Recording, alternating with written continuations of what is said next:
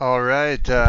Good evening, everyone. So this is our third installment on the Greta saga. You guys are probably aware at this point, Greta Thunberg and her gang of merry misfits have gotten picked up by the Israelis and have been taken to who knows where. We're going to be covering this now, sharing you the latest information that has come out and look at some background information. As some of you may already be aware, this date holds historic significance, and I don't know if they intended this or not, but it's pretty interesting, and we'll be covering that in the last part of the broadcast here. So tonight on Decision Points, we begin with breaking news. Climate activist Greta Thunberg, who joined a humanitarian flotilla attempting to deliver life-saving aid to Gaza, has reportedly been intercepted and captured by Israeli forces. This is no longer about theory or politics. This is now a story of direct confrontation. This is between a young woman of a globally recognized activist who placed herself in harm's way to break the blockade on Gaza. Now she's been silenced by a military force that has acted time and time again without consequence. This story didn't begin today. It has roots in famine, in occupation, in resistance, and in complicity. And isn't just about Greta, it's about all of us. About what we choose to accept in our silence, about whether we choose to act or simply scroll. Tonight, we trace the arc from Greta's flotilla to history's darkest echoes. We look at what happened, why it matters, and what you can do next. So, moving on here, we're going to talk about about Gaza, the blockade, and the history of the flotillas. So, let's rewind. Gaza has been under blockade by Israel since 2007, with Egypt also closing its border crossings. Israel claims that this is a necessary security measure to prevent weapons from reaching Hamas, but international observers, human rights organizations, and aid groups have repeatedly documented that the blockade is not just about weapons. It's about food, medicine, clean water, freedom of movement, human dignity. According to the UN, OCHA, and Human Rights Watch, the result of this 17-year siege has been nothing short of catastrophic. Over 2.2 million people are trapped in Gaza. More than half of them are children. And 97% of Gaza's water is currently undrinkable. Chronic malnutrition among children is widespread. And as of early 2024, more than 30,000 Palestinians have been killed in Israeli airstrikes since October 2023. So this is the history, but I do want to kind of get to the goings on with the airstrikes, or I'm sorry, with the capture here. And I'm going to forward here. Okay, no, this is not what we want. Okay, so let me just play for you guys here a clip. This was released by Greta and her crew. It was a pre-recorded message. You may have seen it already, but for those of you who have not, this was the Mayday call that was released. They triggered it as soon as they knew that they were getting taken by the Israelis. So let's see here.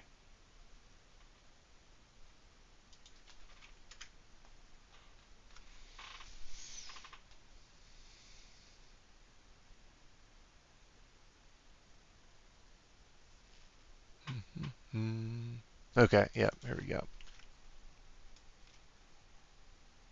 My name is Greta Thunberg and I am from Sweden. If you see this video, we have been intercepted and kidnapped in international waters by the Israeli occupational forces or forces that support Israel. I urge all my friends, family and comrades to put pressure on the Swedish government to release me and the others as soon as possible. Okay, well, technical difficulty there at first, but yeah, so that's Greta. Obviously, that wasn't recorded tonight.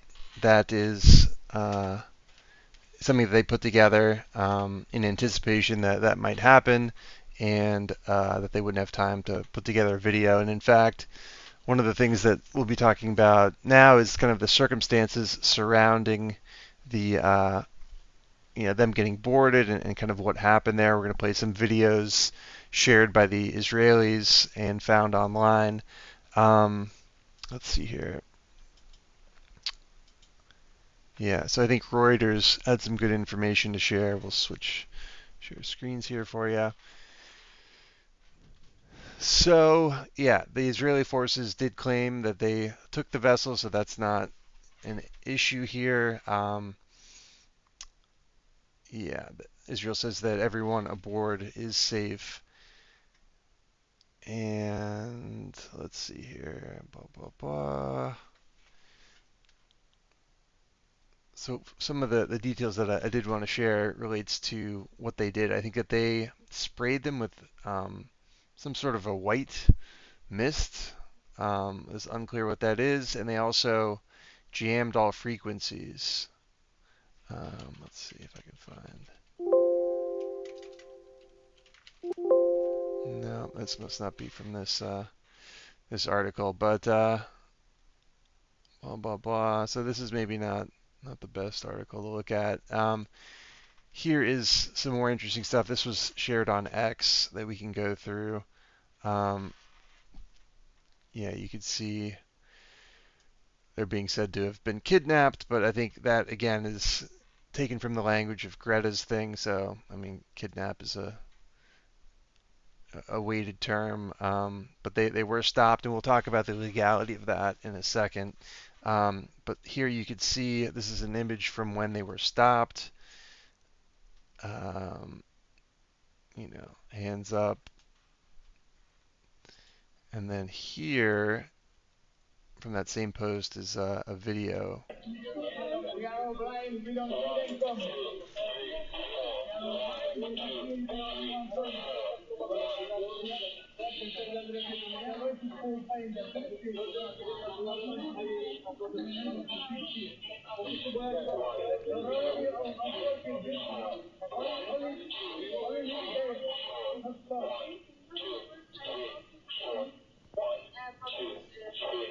I don't know what the 1, 2, 3, 4 is about. If you guys have any ideas, please share them in the comments.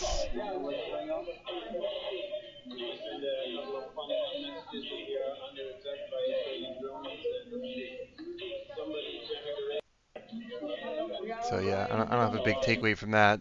Somebody in the comments here mentioned that today was the anniversary of the attack on the USS Liberty, and that's something that we're going to cover at the end. And yeah, I think the this group here, Greta's group, did anticipate arriving. Actually, I think Monday was when they were expecting to. So this is a day early to get captured, but maybe that's when they anticipated they would get stopped. So, drawing attention not only to the humanitarian crisis in Gaza, but also to drawing a parallel to the attack on the USS Liberty, which is a terrible, terrible event and does not look good on Israel, but it also looks equally bad on the U.S., who did not take action against them, particularly as egregious as it was. So that was what I wanted to share on that. Yeah, well, I guess with that said, maybe now is a good time to go into the USS Liberty explanation. So this happened in 1967, and it was during the Six-Day War. If you're not familiar with that, Google that. It's relates to Palestine as well. But Israel attacked the USS Liberty, which was a U.S. Navy intelligence ship in international waters. For 2 hours, Israeli jets and torpedo boats bombarded the clearly marked vessel with flying American flags. 34 Americans were killed, 171 were wounded, and the ship, as I said, was flying multiple U.S. flags and unmistakably American. According to NSA transcripts and eyewitness accounts, Israeli pilots knew the ship was American. They reportedly asked for confirmation, and they were told to proceed. Israeli forces even jammed U.S. distress frequencies. Rescue aircraft were launched from a nearby U.S. carrier, but were recalled by the White House. President Johnson reportedly said, "I'm not going to embarrass our ally." Survivors were ordered to stay silent. No full congressional investigation ever happened, and to this day, survivors like Phil Turney say the cover-up is still going on. It's a national disgrace. If any other country had done this to the U.S., the result would have been war. Instead, Israel received more aid. Former chairman of the Joint Chiefs, Admiral Thomas Moore, later said, "I've never seen a more deliberate cover-up." This is the pattern, impunity, again and again, because of geopolitical convenience, because no one dares hold Israel accountable. So I do want to dig a little bit deeper there. That was my what was given to me in the script, but I think that we're not getting enough here. So I'm going to dig into my results on ChatGPT as I was researching this. Yeah. So let's see here. 171 were wounded. Ship was bristling with U.S. flags. Okay. An attempted cover-up. No accountability. So that's something, but what I want to know is why it was attacked. I've heard about this as a big issue relating to the U.S.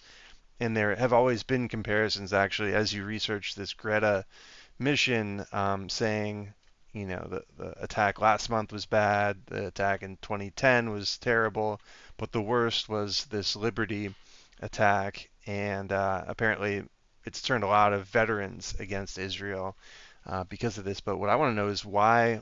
What's the reason? So this is a prompt you guys can steal if you like.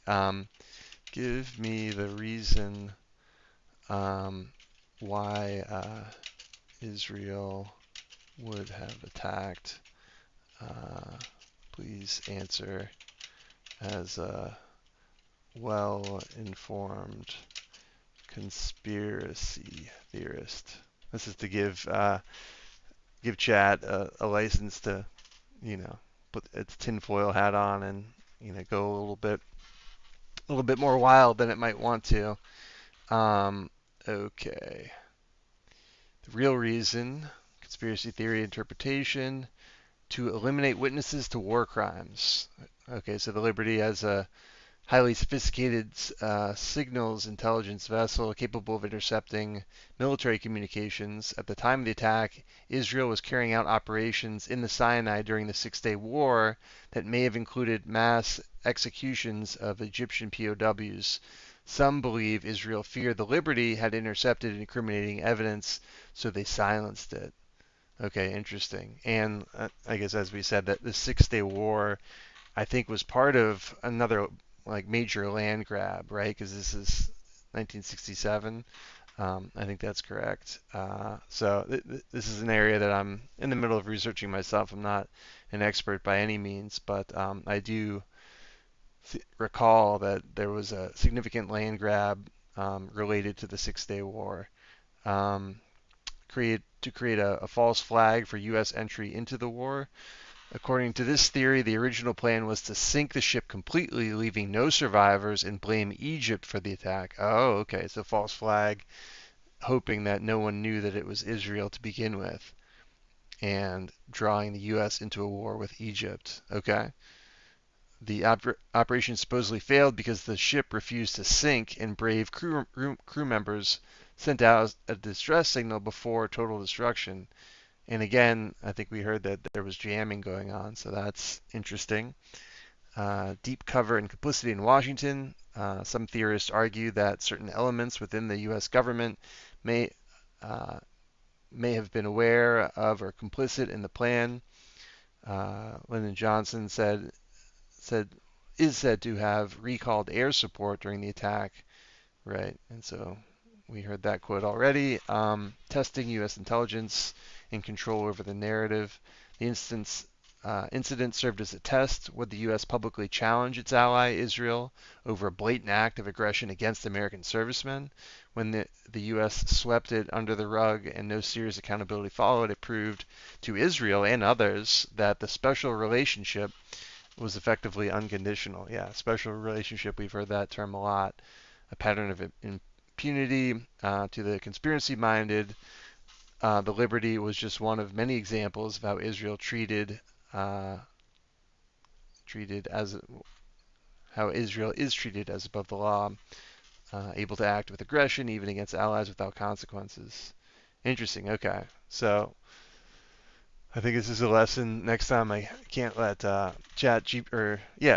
OpenAI write my scripts anymore because it's just leaving way too much out, and that is not what we're about here. But luckily, it is sharing some interesting stuff here.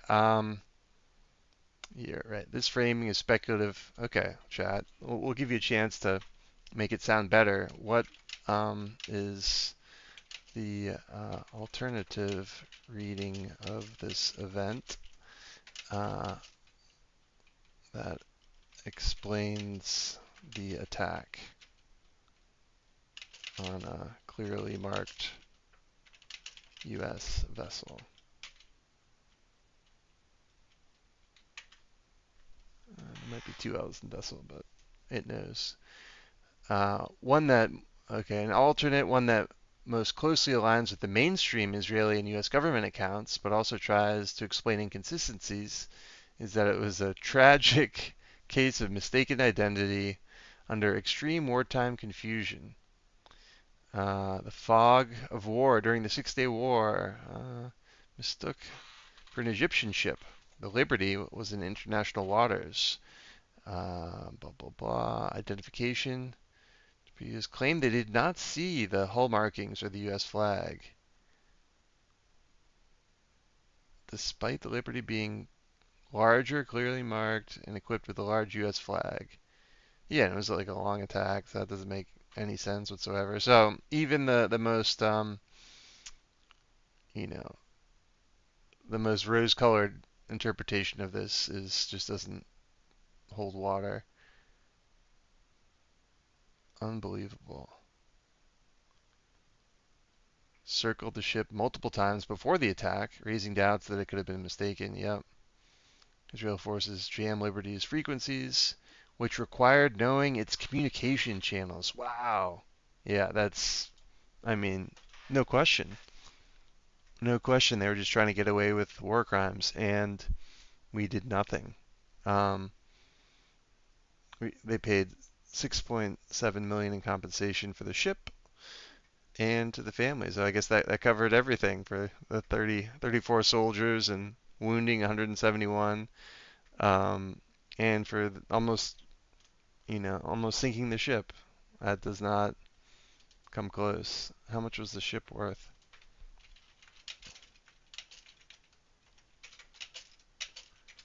Dollars was done to the ship.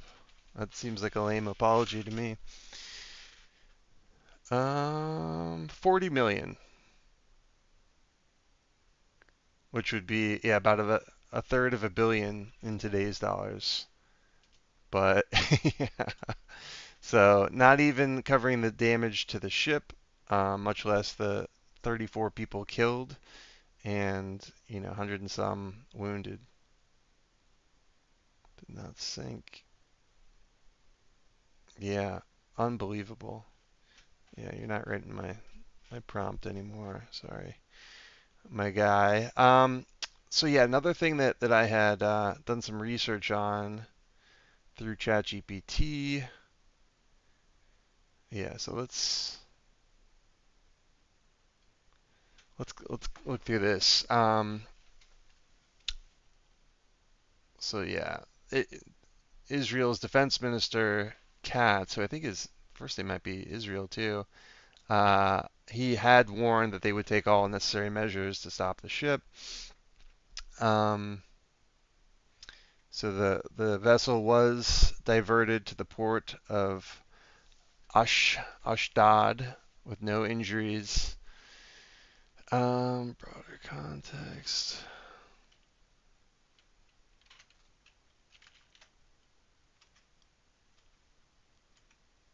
Okay, no, it's not there. Just a second. So the other thing that I wanted to look at, yeah, was the legality of what they have done at this point, given that they're in international waters. Okay, so the violations of international humanitarian law and the Geneva Convention. So this is what could be the consequences and what could be the legal interpretation of uh, what is going on at this point. So the blockage enforcement that prevents essential humanitarian aid from reaching a civilian population. Yeah. And so that's the consequence. So because they are bringing aid to humanitarian aid to a civilian population, blocking that aid is in and of itself a violation of the IHL and the Geneva Conventions, and can constitute collective punishment, which is a war crime under Article 33. Because it's during a famine, so that kind of raises the level. The flotilla was reportedly carrying baby formula, medicine, and water filters, essentials for civilian survival, and intercepting this aid could be interpreted as intentionally using starvation of civilians as a method of warfare. And there's the citation here. The second possible violation is violation of the law of the sea. Um, and if the flotilla was intercepted in international waters, which it was, this may violate Article 87 and 90 of the United Nations Convention on the Law of the Sea, which protects freedom of navigation for peaceful vessels, which this absolutely was. A military invention on the high seas, especially one not authorized by the UN Security Council, which it did not seek, may be considered an act of aggression under customary international law. So that's number two. The third one is unlawful detention or hostage taking.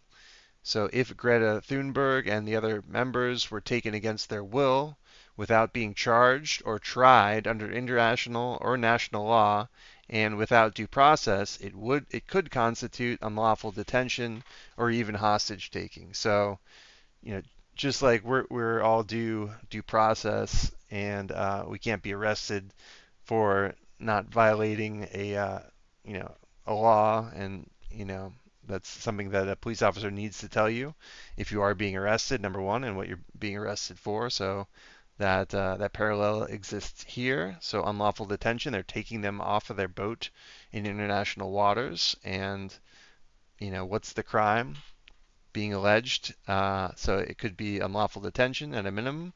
It could be hostage taking. So that is interesting and should have been in my script, ChatGPT, but that's all right. We can take things by the horns and make sure we're guiding you guys to the truth. So that's item number 3, and we still have 2 more. So the next one is obstruction of humanitarian relief.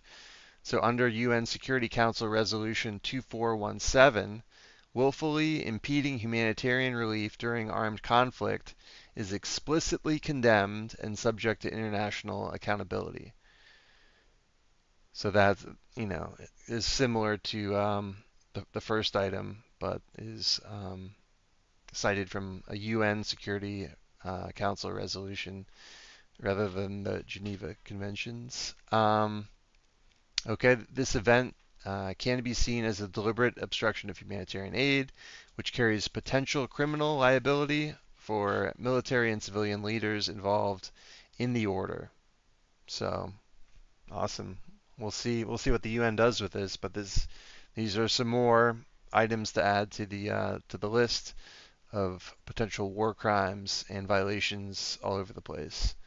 And the 5th one is a violation of the rights to freedom of expression and assembly if the flotilla is interpreted as a form of political protest or nonviolent advocacy, then military intervention can be construed as a violation of civil and political rights enshrined in Articles 19 and 21 in the International Covenant on Civil Rights and Political Rights, the ICCPR. So anyway, that's interesting to see. We'll see what happens. This is happening on Sunday night, right before the news cycle, so it'll be interesting to see how this is covered, and we can take a peek around. But before we do, I just wanted to play one clip that I saw. Yeah, this is wild. So this is, when did this come out? Posted a day ago. So these are some nice young Jewish lads out cruising around, and guess what they're up to? We're the children of Israel. We're looking for Greta's boat. We have something to say to you all. Are you with me, guys? Yes! We're coming to get you. Woo! Children say the truth. Greta Thunberg, right? When you were a child, you wanted the good, not the evil. You wanted to protect the world. How come you suddenly became a supporter of terror? You talk about genocide. How can you not condemn the horrors of October 7th? Yeah. If you want to provide food to the people of Gaza, I suggest you condemn Hamas, because the truth is that Hamas is taking all the food from the people of Gaza, not Israel. And what about the hostages? Are you going to give them any food? I invite you to meet me, and I will show you what the children of Israel are going through. I hope that you will wake up and understand that you're on the wrong side of history. You know, children always say the truth, and I hope that you will see that. Am Yisrael Chai. Yeah. So, that's a cute little video. Kids can't lie, so whatever he said must be true. Anyway, I thought that was interesting. A little tidbit. They're, boating around trying to find Greta. So, yeah, I think that's kind of the high points. I wanted to share some historical significance on this date, which we shared on the USS Liberty, and yeah, let's see what people are saying. These look like more of the same.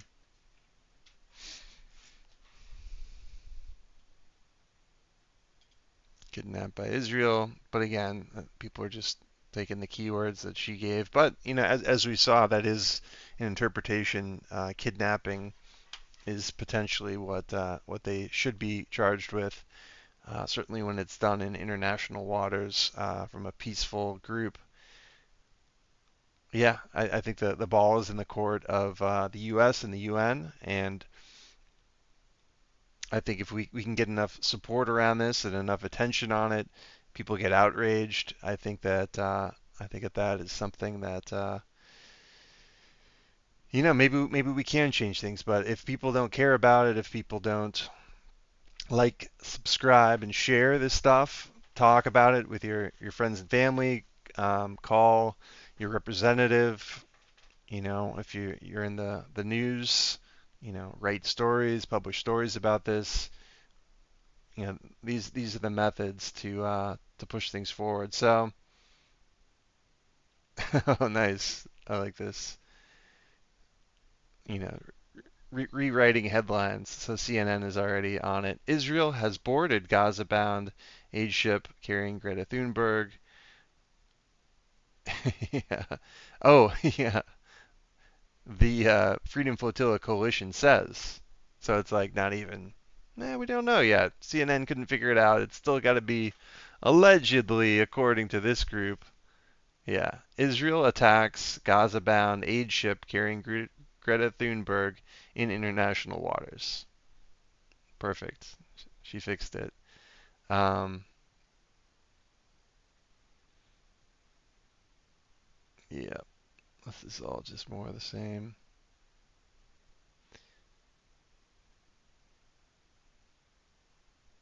Yeah, so we'll see. We're sending our thoughts and prayers to you, Greta. I think, yeah, people just need to get educated on what's going on. People need to be outraged by the impunity that Israel is acting in. There's starving kids. And actually, on my last video, this is the third one. The second one, I had audio issues with OBS. So I'm actually going to take this opportunity to play some of the videos that I think people need to see to kind of understand the breadth of what's going on. And yeah, let's see. So the burning. Yeah, I mean, these are all pretty strong items here, but let's start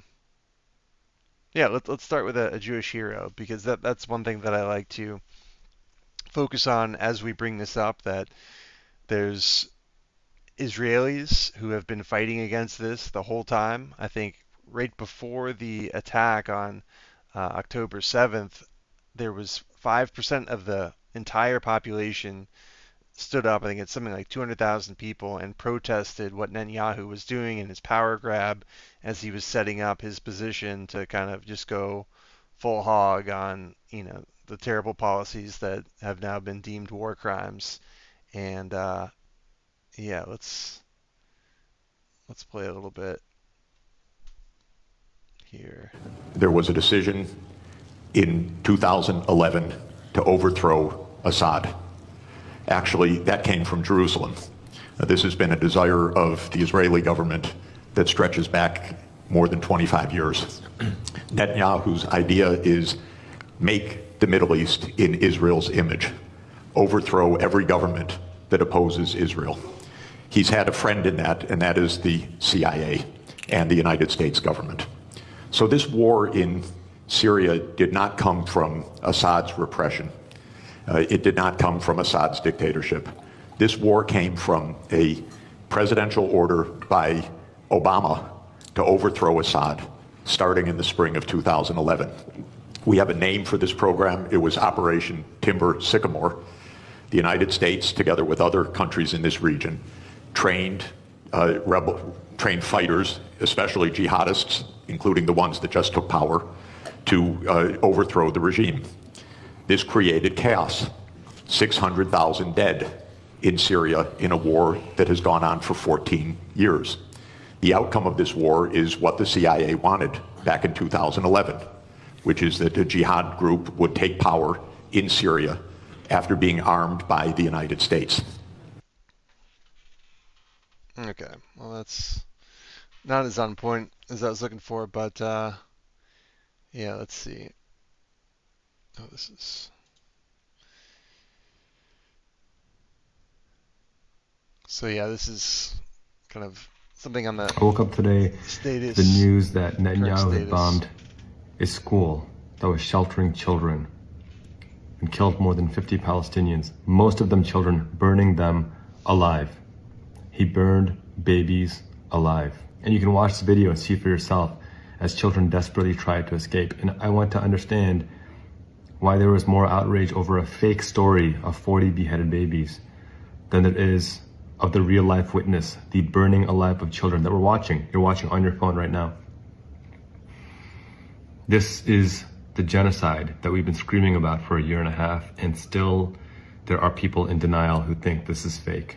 Still people saying, well, it's Hamas stealing the aid, even though as recently as yesterday, Cindy McCain, by no means some liberal, a staunch conservative, is openly and clearly admitting there is no such thing right now, or has there ever been, of Hamas stealing aid. This is all the Israeli government blocking aid.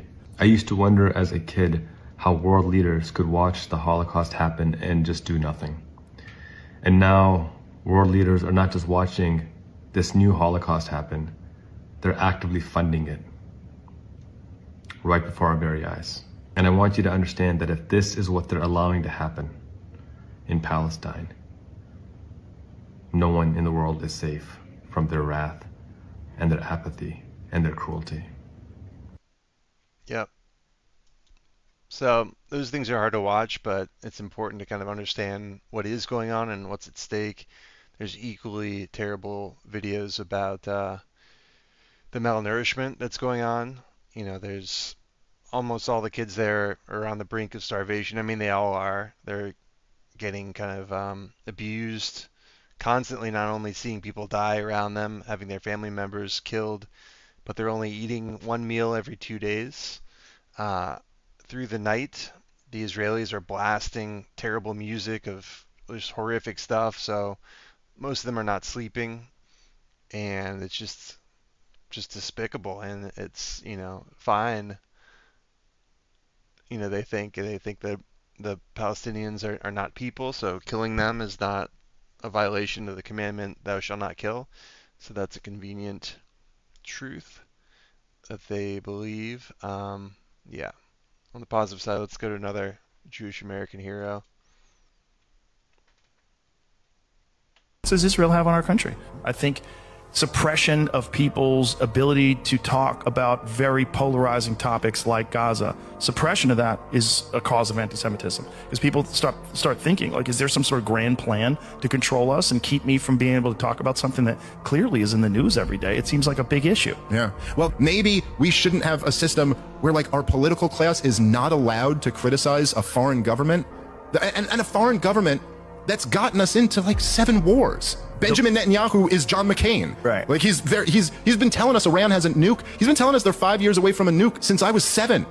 Literally, he's been saying Iran is 5 years away from a nuke the entire time. And he came over here, he testified before Congress in 2002 that we, as a regional expert, that if we were to overthrow Saddam Hussein, democracy would sweep the region and there'd be all these positive reverberations. And then he goes, and you also got to overthrow the regime in Iran, and you also got to overthrow Muammar Gaddafi, and like every... Yeah. And actually, on that segment of Iran, there is a great video here of a British politician. I think he just got voted out, and I think he's Britain and not Ireland. Yeah, it's definitely Britain. But anyway, he goes to Iran, and as kind of a way to teach people, like, we all see what's going on in Gaza and how, you know, the Palestinians and how Christians are treated. They're spat on like nonstop. Like the priests are just abused in the streets in Israel. But in Iran, there's, I mean, I'll just play the video and you'll see. But it's a very welcoming city or country. You're not allowed to have a DNA test in Israel. There are Chinese Jews. I've met them. There are Vietnamese Jews. No, I've met them. One. But it's the They're same not dude. He's got native another to the land of Palestine. There are African Jews. They're not native to the land of Palestine either. There are Ashkenazi Jews who are entirely European in their DNA. That's why you're not allowed to have a DNA test in Israel, because it will reveal that virtually none of them are Semitic, Virtually none of them have any ancestral connection to the land. I was viciously assaulted by a manager in the BBC who had recently converted to Judaism. It's fine. I love all religions. But you can't say I've now converted to Judaism and therefore I have a right to go to the land of Palestine and live in the house of someone whose ancestors have been living in it for thousands of years. Again. Yeah, I mean, and then call them anti-Semitic. Yeah, it's a disingenuous comment and more of a semantic argument, perhaps. But yeah, I thought I had another video from George Galloway, but anyway, the gist of that video was that he was there outside of a synagogue, which is a very important historical synagogue that people travel to as a pilgrimage, but it was just as peaceful a street as you could imagine.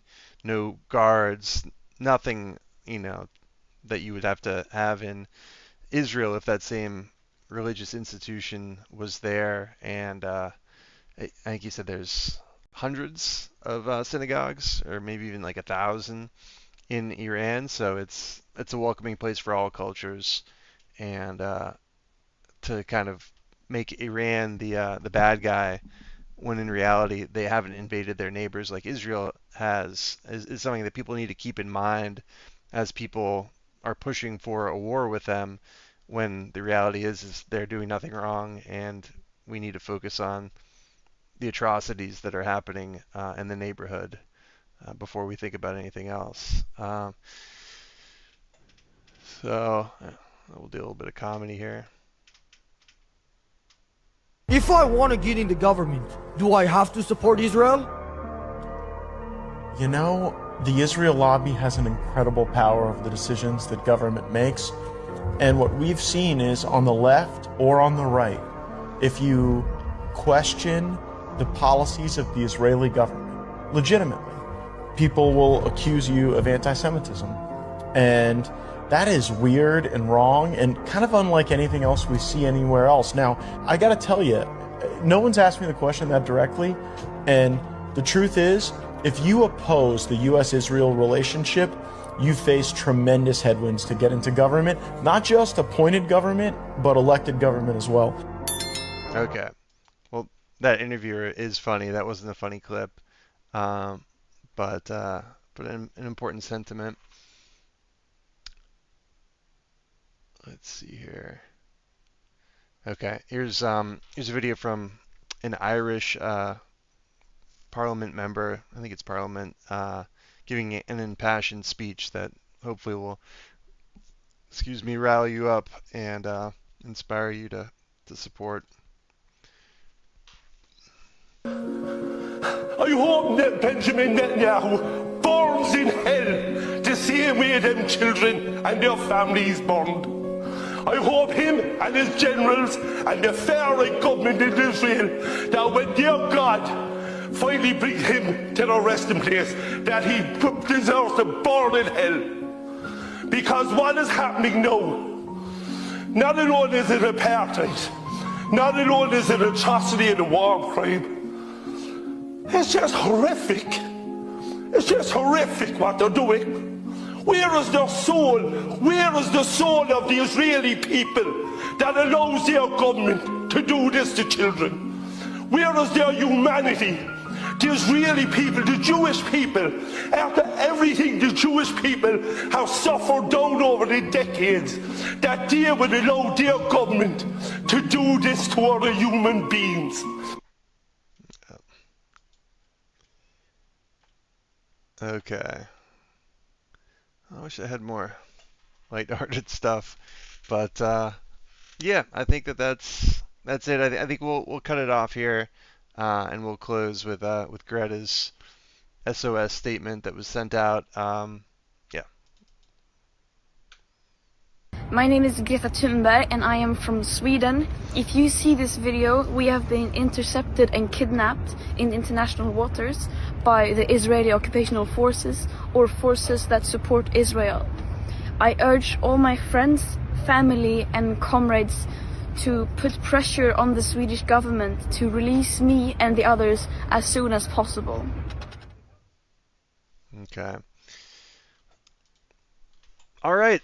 Well, that's it, guys. Just wanted to give an update and do what we can to raise awareness on this issue. Hopefully, you've learned some things that you can use in your conversations on this. There's some threads to pull and some awareness, hopefully that you didn't have before.